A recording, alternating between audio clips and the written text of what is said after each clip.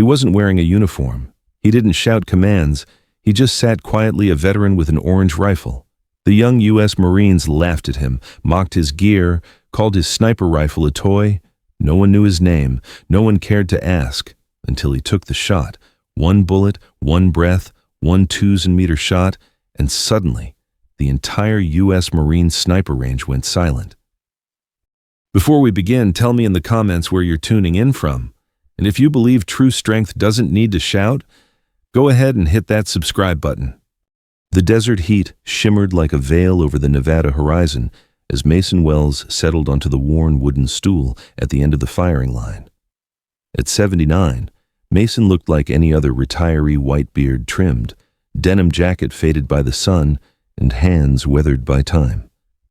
But there was something about the way he moved, unhurried, deliberate, grounded, that made even the desert seem to pause. Resting on the bench beside him was a rifle no one could ignore. Bright orange from stock to barrel, it looked more like a toy than a weapon. In a sea of tactical black and desert camo, it was a jarring splash of color, almost laughable. And laugh they did. A small group of Marines, freshly pressed uniforms and cocky grins, watched him with smirks curling under their sunglasses. One of them, Corporal Ryan Hayes, nudged his buddy and whispered, "What's Grandpa planning to do, paintball the targets?" They chuckled. Mason didn't flinch. His eyes stayed locked down range, calm as still water. He wasn't here to impress anyone. He was here for something else. Something none of them were ready for. Corporal Ryan Hayes stepped forward, the crunch of gravel under his boots breaking the stillness. He wasn't a bad kid, just young, full of testosterone and the kind of bravado that came from knowing how to operate cutting-edge tech. He'd been trained on drones, AI-enhanced scopes, and rifles that practically aimed themselves. To him, the old man with the orange rifle was a sideshow, a curiosity. "Sir, this is an active training zone for 1st Recon," Hayes said, voice clipped and formal but laced with thinly veiled mockery. "You can't be serious about shooting with that thing." Mason didn't respond, not at first. He just kept staring down range, his hands resting gently on his knees, the orange rifle gleaming beside him under the Nevada sun. His silence, calm and absolute, started to unnerve the corporal more than any defiant comeback ever could. "Private First Class." Leo Jennings chimed in from behind, laughing. "Looks like something he built in shop class. Probably fires Nerf darts." A ripple of laughter followed. Mason still didn't move. The range stretched nearly 1.5 miles through sun-baked terrain, a long corridor of graded dirt and distant steel targets. This was where the Marines came to qualify on extreme distance shots, where technology and precision met brute discipline. And yet, in this high-tech war zone of optics and sensors, this old man and his garish rifle had somehow thrown everything off balance. Hayes' patience wore thin. He took another step, now close enough that his shadow stretched across Mason's bench. "Sir, I'm going to have to ask you to pack up and leave. That rifle is a distraction and a safety issue." Still, no reply.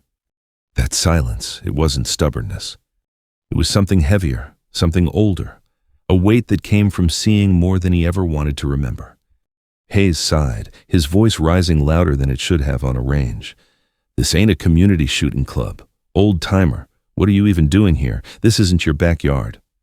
Jennings grinned and reached out, poking the orange stock with one finger. "Feels like plastic. You sure this isn't just some science fair project?" The moment his finger touched the rifle, something shifted in Mason's eyes. It was subtle, barely noticeable, but unmistakable. Gone was the soft gaze of a grandfatherly old man.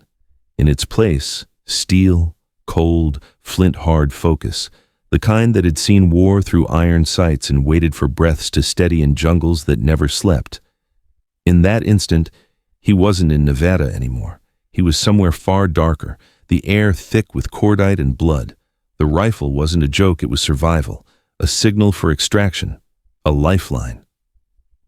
And he'd painted it orange not to stand out here, but to be found there, in a sea of green and death. The old Marine didn't speak, but everyone near him felt the air grow heavier. Watching from near the range tower was a man named Dylan Krause, retired gunnery sergeant and now civilian range safety officer. He'd seen young punks disrespect veterans before, but this was different. There was a precision in Mason's stillness, a control that screamed of training far beyond basic. And that rifle, it looked crude, but it had purpose. He'd seen something like it once before, in a dusty debrief about a black ops mission that never officially existed. He glanced at the check-in log. Mason Wells, he read under his breath. The name sent a chill down his spine. He pulled out his phone, fingers moving on instinct more than thought. He knew he shouldn't make the call. He wasn't active duty anymore, but something in his gut told him this was bigger than just a disrespectful exchange. "Lieutenant," he said quietly when the call connected, his voice tight. "This is Gunny Kraus at the long range. You've got a situation. I've got some young Marines pushing hard against someone they don't understand. The name's Wells. Mason Wells." Static. Then a pause. "B. Wells," the lieutenant replied. Confused. "Why does that sound—" "Just run it up the chain." Kraus cut in. "Now, before this turns into something we all regret." Back at the line, Corporal Hayes was done playing nice. "That's it," he snapped, stepping forward. "I'm giving you one last chance to move before I call base security." He reached for Mason's shoulder. He never made contact. A sound split the air, not a gunshot. Not yet, but the unmistakable roar of approaching engines. Tires tearing over gravel. A dust cloud rising fast. Heads turned. A convoy of black SUVs and a lead Humvee surged toward the range like a cavalry charge. No detour to the parking lot. No hesitation. They drove straight onto the firing zone. Doors slammed open. Figures poured out with the fluid precision of combat-hardened command. And from the passenger seat of the second vehicle stepped a woman in a pressed uniform, her silver star catching the sun. "Brigadier General Charlotte Ramsey." Hayes's face drained of color. She didn't say a word as she approached, not to the Marines, not to the instructors, not to the stunned crowd gathering behind the benches. She marched directly to the old man with the orange rifle. Then she snapped to attention and saluted. "Mr. Wells," she said, voice strong, clear, and reverent. "It's an honor, sir." Corporal Hayes stood frozen, his arm still awkwardly extended mid-reach, fingers inches from the shoulder he'd been about to grab. His jaw slackened. He looked from General Ramsey to Mason Wells, his mind stumbling to connect the dots. Why was she saluting him? Every Marine on the range had gone silent. Even the Nevada wind seemed to hold its breath. The general's salute was crisp, unwavering, the kind reserved not just for superiors, but for legends. And still, Mason didn't rise. He looked up slowly, his eyes softening at the sight of her. "General Ramsey," he said gently, his voice cracked from both age and memory. "Didn't expect to see you again." Ramsey dropped her salute and gave the faintest smile. "I could say the same, sir. But when command hears your name, things tend to move fast." She turned on her heel to face Corporal Hayes, her expression hardening like concrete in the sun. "Corporal," she began, her tone low but icy. "Do you have any idea who this man is?" Hayes opened his mouth, but no sound came out. "I'll make it simple," she continued. "Mr. Mason Wells served in conflicts your textbooks don't cover. He was embedded in black ops teams that operated in jungles, deserts, and places we still deny we ever set foot in. He was a tactical engineer, weapons specialist, and a field sniper with 5 confirmed kills at over 2,500 meters with a rifle he built himself, out of scavenged parts, in a bunker being shelled by artillery." Her hand gestured slowly toward the bright orange rifle on the bench. "That rifle, that's the Mark V prototype. It's the grandfather of the M209 system you and your men carry now. You wouldn't be able to hit a coffee can at 800 yards without the doctrines this man wrote with his life. The paint." She smiled bitterly. That's not a joke. It was so air support could find him after holding off an entire enemy platoon for 3 days, alone protecting a downed pilot. That orange saved his life, and saved that pilot's too. The weight of her words fell like lead on the young Marines. Private Jennings looked as though he might cry. Hayes, pale and trembling, whispered, "Ma'am, I didn't know. We thought—" "You thought you saw an old man," she cut in, voice sharp. You thought you saw weakness. Instead, you were standing in front of a warrior who's already lived 3 lifetimes more than you. She turned back to Mason, her tone softening. We owe you more than an apology, sir. Mason finally stood, slowly, but with the posture of someone who had never bowed to time. He looked at Hayes not with anger, but with something heavier disappointment. They're young, Mason said, and they're proud. Pride's not the enemy, but it's got to be pointed in the right direction. He locked eyes with Hayes. Your job isn't to be the toughest man in the room, son. It's to respect the ones who came before you, the ones who cleared the way. Humility's a heavier pack than any rucksack, but it'll carry you further. Hayes swallowed hard. Sir, I'm sorry. Truly. I didn't mean to dishonor you. Mason gave a quiet nod. You didn't dishonor me. You dishonored yourself. But it's fixable. That's the good news. General Ramsey stepped forward again. Corporal Hayes, you and your entire fire team will report to my office tomorrow at 600. No exceptions. You're about to receive the history lesson of your lives. She looked to the other Marines now gathering behind Hayes, most of them now standing at attention, their faces flushed with shame. You'll learn what this rifle means, what this man means. Then, with a final glance at the orange weapon on the bench, she added, and you'll understand that legends don't always come with medals on their chest. Sometimes they sit quietly, waiting until someone pokes the wrong bear. She turned to leave, but not before saying over her shoulder, Mr. Wells, if you're willing, I'd like you to show these men what that rifle can really do. Mason smiled faintly. If you've got a 2,000-meter target, I've got 1 shot left in me. The next morning, long before the sun crested over the Nevada hills, Corporal Ryan Hayes stood outside General Ramsey's office with his team. Boots shined, uniforms immaculate, but it wasn't out of duty, it was out of something new, respect. None of them had slept much, not after yesterday. The memory of that orange rifle still haunted him, not because of its color, but because of what it represented and how blind he'd been to it. At exactly Oro 600, the office door opened. A junior officer ushered them in, but it wasn't General Ramsey they found waiting. It was Mason Wells. He stood by a table lined with black and white photos, declassified documents, and pieces of old, battle-worn gear. The room was quiet, and for a few long moments, the only sound was the buzz of the fluorescent lights overhead. You all look like you've seen a ghost, Mason said softly, his voice dry but not unkind. Hayes took a step forward, his voice low. We came to listen, sir, if you're willing to talk. Mason studied him for a moment, then nodded. Have a seat. What followed was not a lecture, but a story, a long, painful, beautiful story. He spoke of the jungles of Cambodia, where nights bled into days under a canopy that never let the light through, of a mission gone wrong, a pilot down, communications cut, no air support, no hope. We were never supposed to be there, he said, staring at a rusted dog tag on the table. Hell, I wasn't supposed to survive.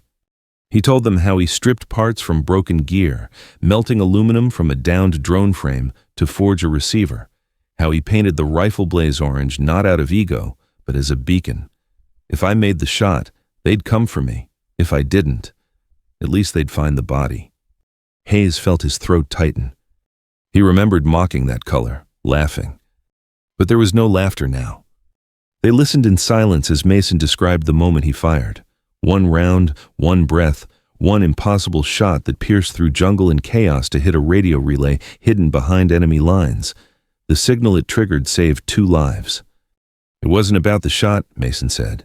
It was about the choice to take it, to believe that even when everything's falling apart, you still do the hard thing, the right thing.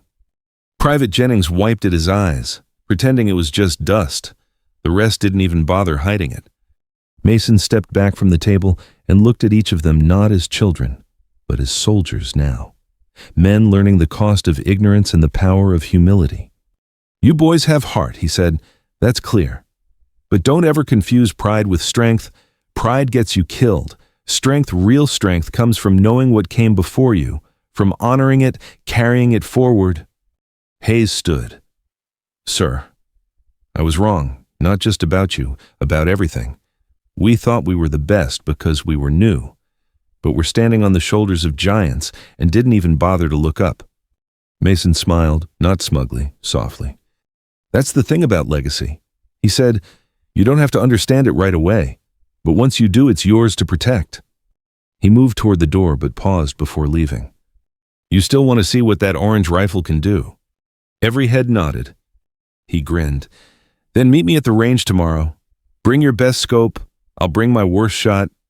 The morning air was sharper than usual, crisp and clean, carrying with it the electric anticipation of something extraordinary. The long-range facility, usually filled with routine training and background chatter, now stood in complete silence. Corporal Hayes adjusted his gloves, his heart pounding in his chest. His fire team stood with him, each man quiet, not from fear but from reverence. Mason Wells was already there. He wasn't seated like before. Today. He stood at the edge of the shooting bench, leaning slightly on his cane, the bright orange rifle resting across the worn canvas bag like a crown on a throne.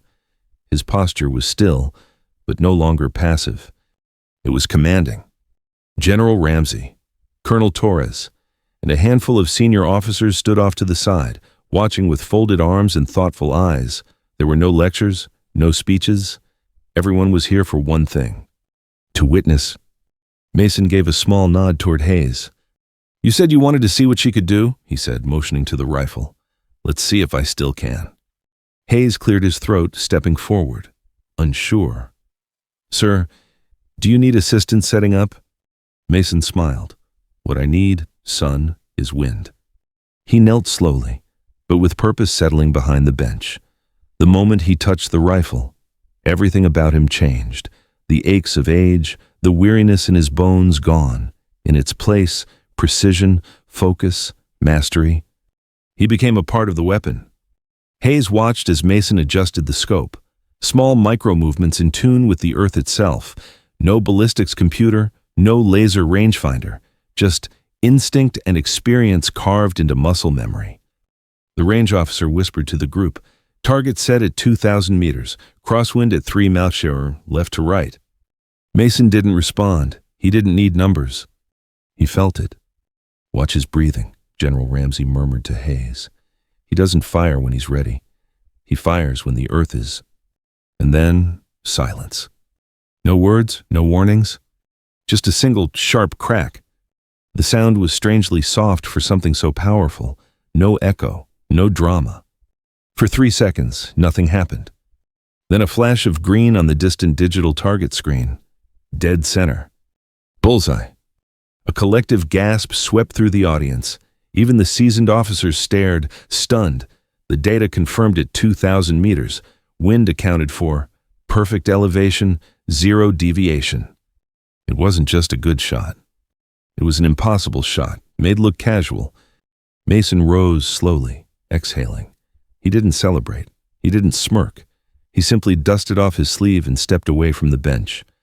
"That," he said quietly, "was my worst shot.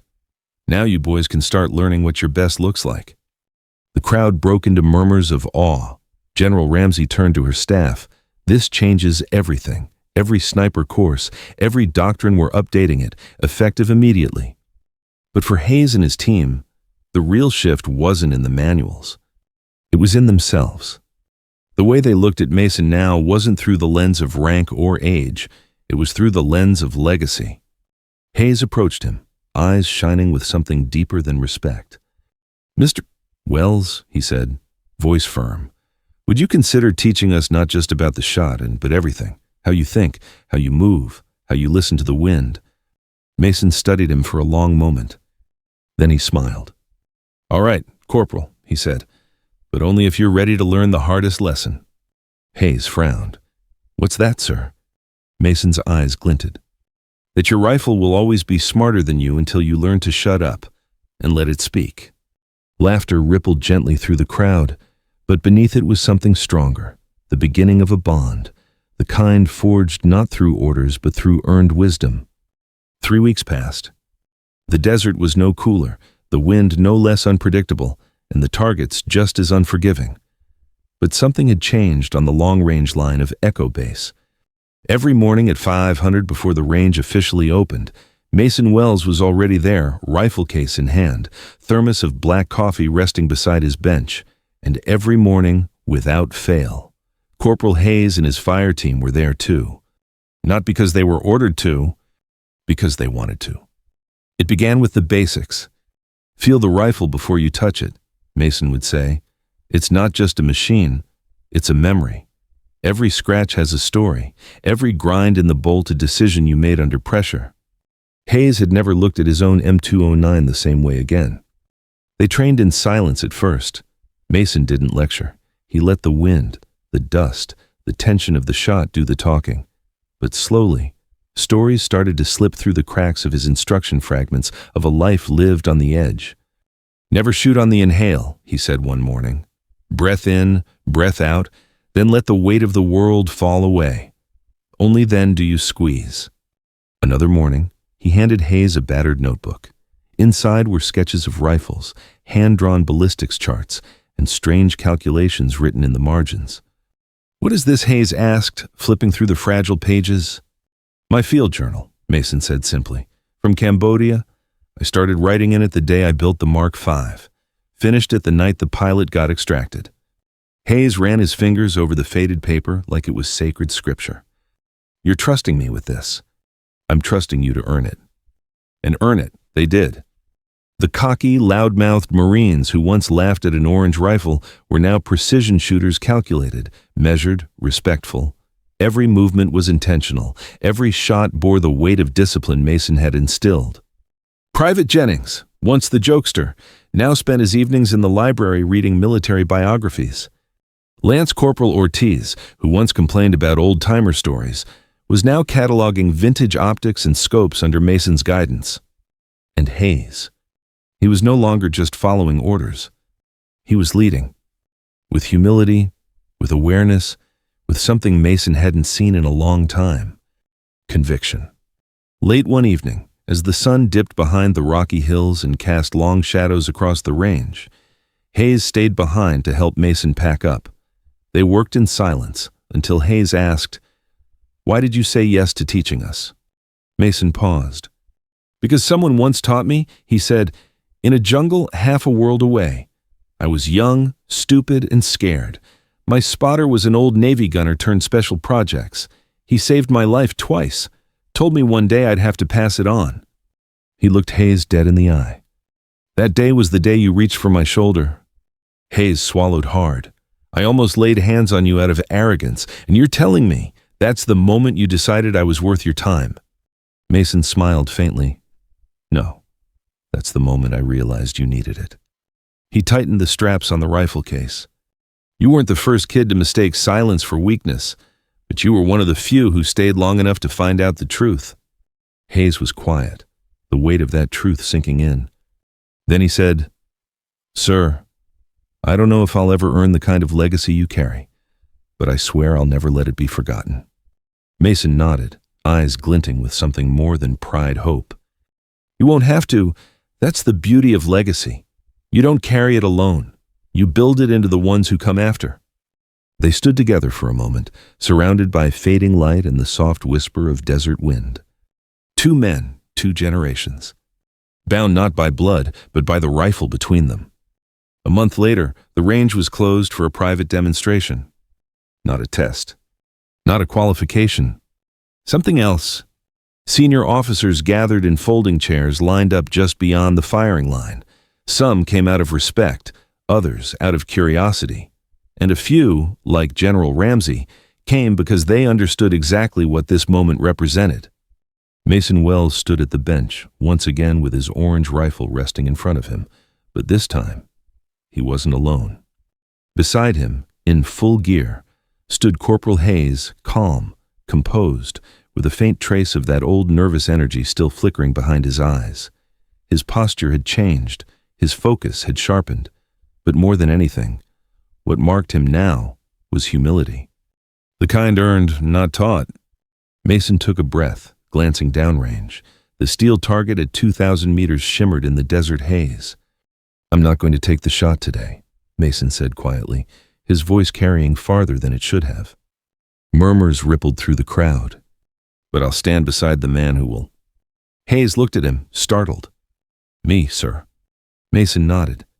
You've trained for it. You've earned it. Time for the rifle to speak with a new voice. For a moment, Hayes hesitated. Then he stepped forward.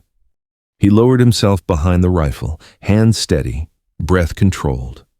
The desert faded. The noise, the pressure, the eyes, all of it fell away. He was where Mason had once been. And like Mason had once told him, he let the world go silent. Crack. A single shot, clean, unforced.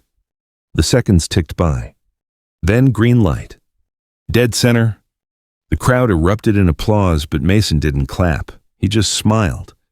Hayes stood, breathing hard, looking at Mason like a son looks to a father. You knew I'd hit it. No, Mason said, placing a hand on his shoulder. I knew you'd honor it. There's a difference.